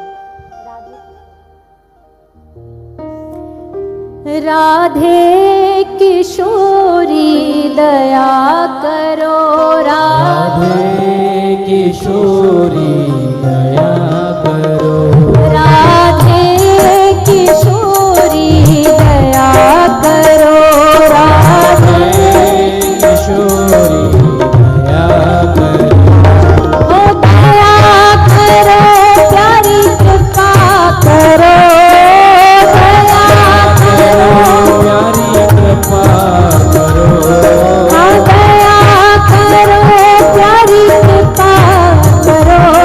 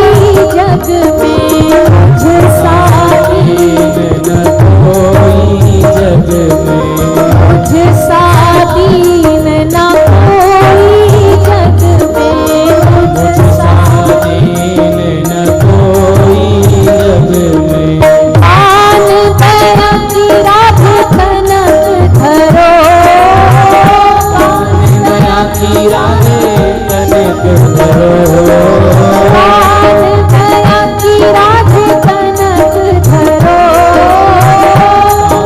दया की राधे और हाथ उठाते सभी भाव से राधे किशोरी दया करो। हे किशोरी दया करो श्यामा लाडली दया करो। लाडले दया करो हम पर भी कृपा बरसा दो। हम पर भी कृपा बरसा दो हम पर भी कृपा बरसा दो। हम पर भी कृपा बरसा दो हे विश्वास में द्वार पड़ो।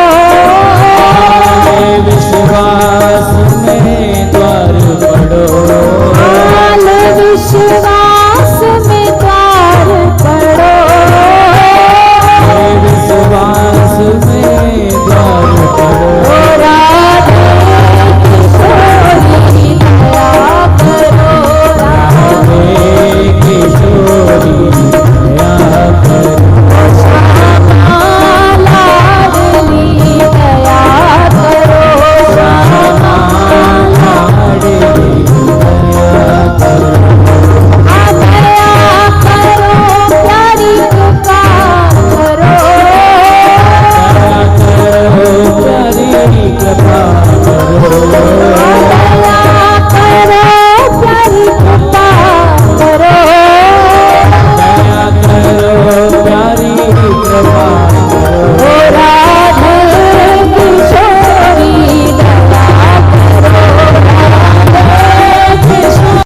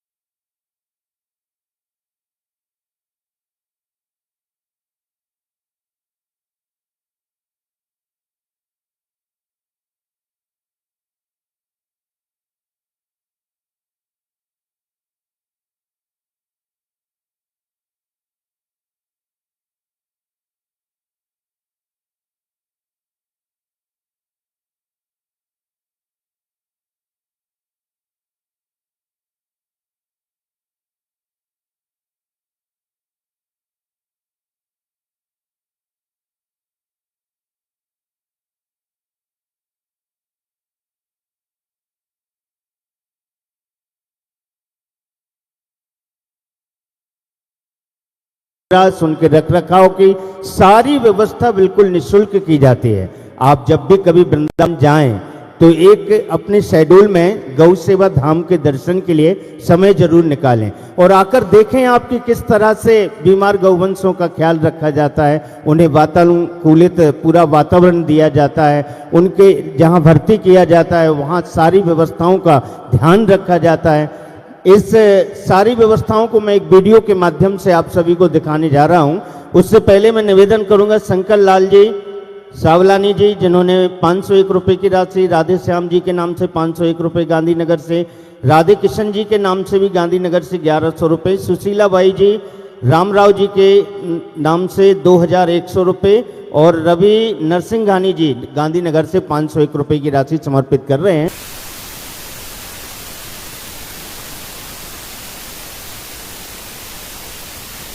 आपको गौ सेवा